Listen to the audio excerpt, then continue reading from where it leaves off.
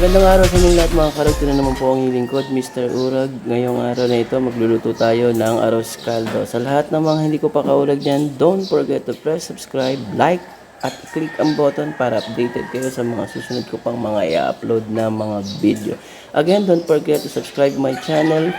Ito siya guys, ito.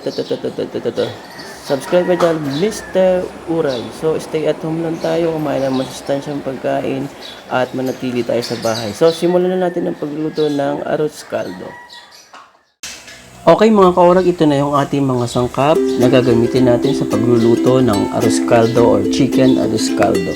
Yan mga kaurag, kunin nyo na yung inyong ballpen at papel para mailista nyo na ang ating mga sangkap.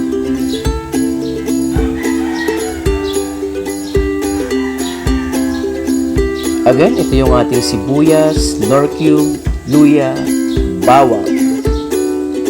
Siyempre, nandito rin yung ating mga ilalagay na pang toppings, dahon ng sibuyas, fried garlic. Of course, siyempre yung chicken, yung kalamansi, yung ating patis, eggs, paminta, and of course yung rice. Isang gatang na ordinaryong rice at isang gatang na malagkit. So, usually guys, yung iba, ang ginagawa puro malagkit na. Ako kasi nilalagyan ko siya ng ordinaryong bigas lang, no? Isang gatang nun, isang gatang din ng malagkit. So, mga kaurag, lista nyo na.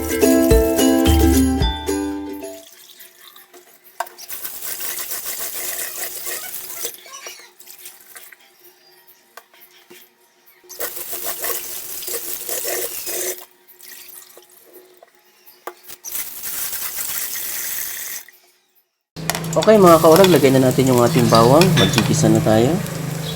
Again mga kaurag, sa paglalagay ng mantika, like ko sinasabi sa inyo, pag nagigisa tayo, kailangan konti lang para hindi masyadong mamantika yung ating kinakain. So yan. Again, gisa na tayo ng bawang. Tayo lang natin mag brown siya. Yan. Yun. So, ilagay na natin. Sunod na natin ilagay yung luya. Again, mga kaurag, sana simulan nyo at tapusin ninyo ang video nito para makita ninyo ang step by step ng pagluluto ng chicken arroz caldo. Yun. Lagyan na natin yung sibuyas. Yan.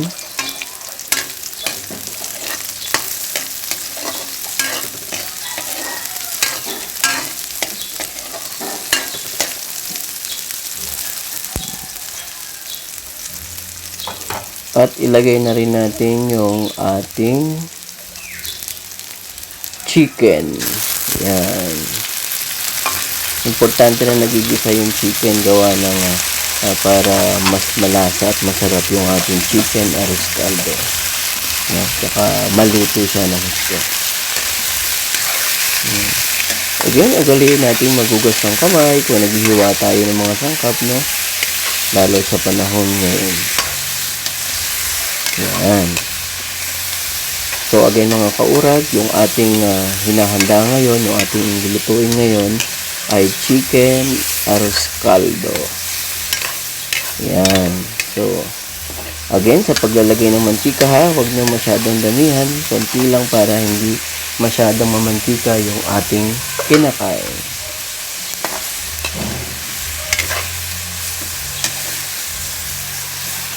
Ganyan lang yung mga kaurag. Gisa-gisa lang tayo muna.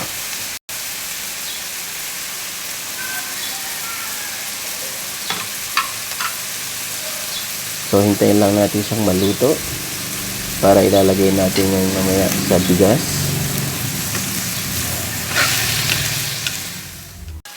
Okay mga kaurag, ilagay na natin yung ating mga ginisang sangkap dito sa rice, no?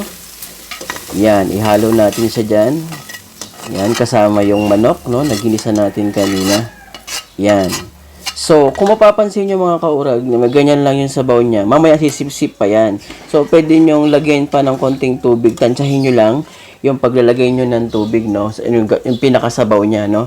Ayan. So, kailangan lutuin natin siya. Takpan lang natin siya muna mga kaurag para maluto.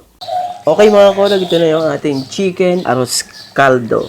So, Dagdagan ko lang siya ng konting tubig, yan, kasi medyo konti na yung kanyang sabaw. So, kagaya ng binanggit ko sa inyo kanina, tansyahin nyo lang yung paglalagay nyo ng tubig o ng sabaw, gawa ng sumisip-sip kasi yung rice talaga ng tubig. So, yan. Tapos, mga kaurag, nilagay ko na rin dito yung Knorr cubes, no? Yung chicken Knorr cubes, no? Optional yon, pwedeng maglagay, pwedeng hindi. Yan. So, tapos maglagay na rin ako ng patis. Again, sa paglalagay ng patis, tansyahan din, gawa ng pag sumobra kasi aalat yan. So, tansyahin lang natin yung paglalagay ng patis. So, again, mga kaurag, salamat sa inyong panonood ng aking video. Sana napanood nyo siya ng simula hanggang sa matapos siya para makita ninyo yung pagluluto ng step by step ng chicken arroz caldo. So, again, mga kaurag, sarap yan, mga kaurag. Ito na yung ating chicken arroz caldo. Yan. Again, mga kaurag, ito na yung ating chicken arroz caldo. So, ganito lang kasimple, mga kaurag, sa paggawa o pagluluto ng chicken arroz caldo. Yan, nalagay ko yung aking toppings na dahon ng sibuyas. Yan, mga kaurag.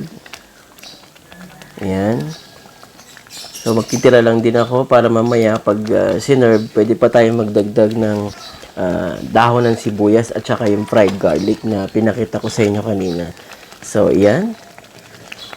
Again, mga kaurag, maraming salamat sa inyong panonood ng aking video. Don't forget to subscribe my channel, Mr. Urag.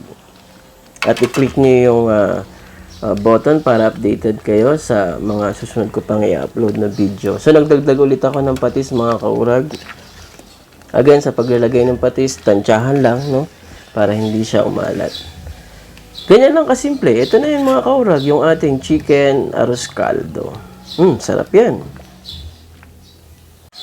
Okay, mga kaurag, ready for plating na tayo, no? Yan. Ito na, mga kaurag, yung ating chicken arroz caldo. Sarap niyan, mga kaurag. So, sa lahat ng mga kaurag ko dyan, maraming salamat sa inyong panonood ng aking video. So, mga kaurag, halika na mga kaurag, kain na tayo. Maraming salamat po. Kain